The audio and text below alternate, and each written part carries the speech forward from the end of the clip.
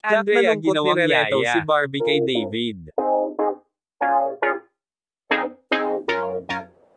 Super toxic na friend group, ang tawag ni Andrea Brillantes sa mga kaibigan niyang privileges na ginawa siyang yaya. 11 or 12 years old raw ang senior high star nung ginawa niya ang lahat para maging in lang sa grupo. Wala raw siyang friends nung time na yan kaya napaka-vulnerable niya at people pleaser. Na-realize niya eventually na pinagtatawanan siya ng mga ito. Naikwento rin ni Andrea na kinuyog siya pati ang mommy niya ng mga insecure na cast member ng dati niyang show nung bata pa siya. Advertisement. At least, ginawang hugot ni Andrea ang pangmamaliit sa kanya dahil dual role siya sa senior high, isang bully at bullied. Anyway, napansin naming na habang mega kwento si Andrea, mas tutok si JK Labajo sa kanya kaysa kay Kyle Echari.